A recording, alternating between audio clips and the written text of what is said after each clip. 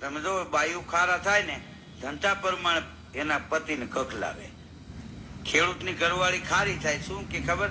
તમે તમારા ઠુઆ ચોકાવો છો. મારું હાંપડું કોઈ દી ના પાડી હતી તોય કપા વાવ્યો. હીરું આવી ને હાથીઓના રોટલા કરો હાથીઓના. શિક્ષકની ઘરવાળી ખારી થાય શું કે ખબર? તમે છોકરા ભણાવો અમને નહીં.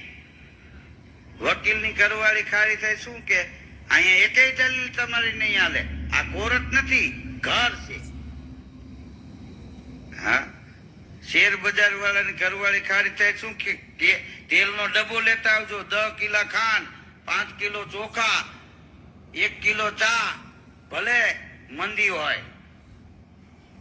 હા, વેપારીની ઘરવાળી ખારી થાય શું કે તમારી હારે લગ્ન કર્યા ને ઈ જ અમારા જીવનની ખોટ ખાધી છે.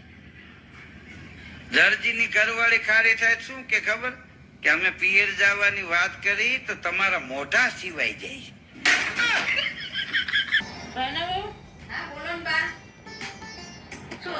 અત્યારની બાયું કશું ઘૂંઘટ બહુ લાંબા ખેંચતી જ નથી, ખબર છે ને? હા ખબર છે. કેમ નહીં ખેંચતી હોય? હવે જીબડા આવડા મોટા ન થઈ ગયા બા.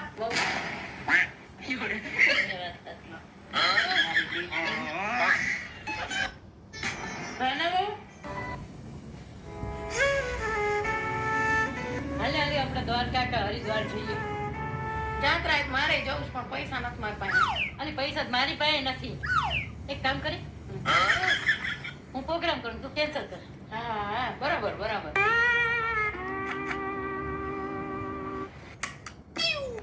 માતાજી સુખી રાખે યાર.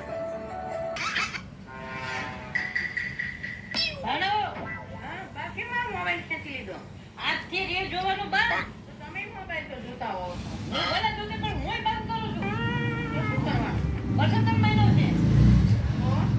આજથી રે જોવાનું બંધ, મોબાઈલ મૂકી દેવાનો અને ભજન ચડી જવાનો. ના ભજન.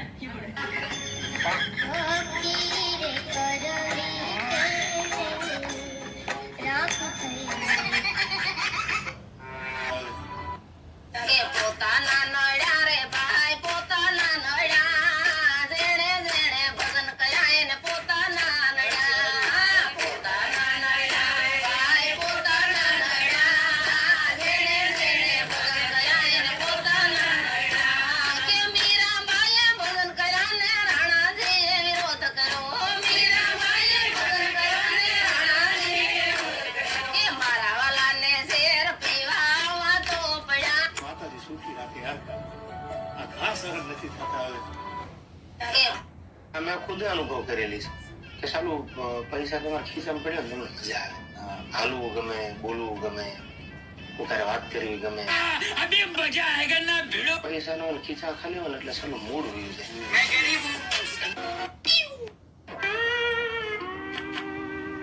માતાજી સુખી રાખે યાર. આ ઘા સહન નથી થતા હવે.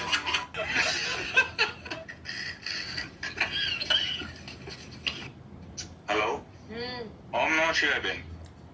ઓમ નમઃ શિવાય. સુરત થી રાજ પટેલ વાત કરું છું બેન, વિશ્વ હિન્દુ પરિષદ પ્રખંડ મંત્રી કામરેજ.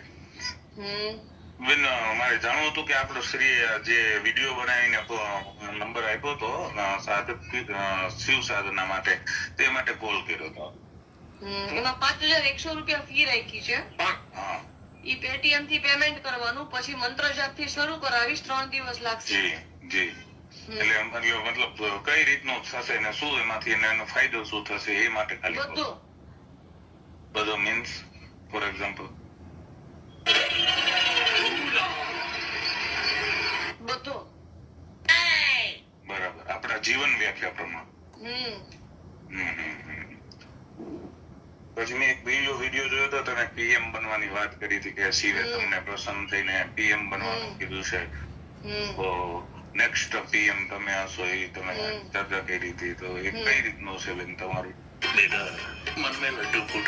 મીન્સ શિવજી એ સપનામાં કીધું છે યા સાક્ષાત દર્શન આપીને કીધું છે? એમાં સાક્ષાત દર્શન આપીને.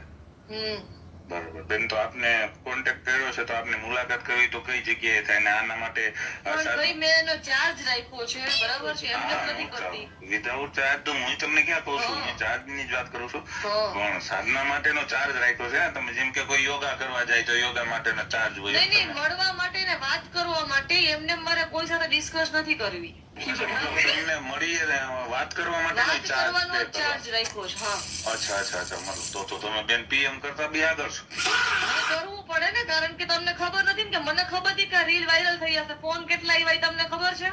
બેન એવા તો મને રોજના 250, હું સમાજ સેવક છું, મને 250 ફોન આવે, 250 પણ વાત નહીં, કરવાના 1000 થી પૈસા વધારે. હોય. અરે હું રોજની વાત કરું, હું તો ખાલી સમાજ સેવક છું. મેં કોઈને એવું એલાન નથી કર્યું મને ભગવાન પ્રસન્ન થયા નકર તો લાખો આવે, પણ ભગવાન પ્રસન્ન થયાની વાત કરવા મારી માટે આ ચાર્જ સિસ્ટમ કેવી છે. રીતે બેન? મારી આ સિસ્ટમ છે.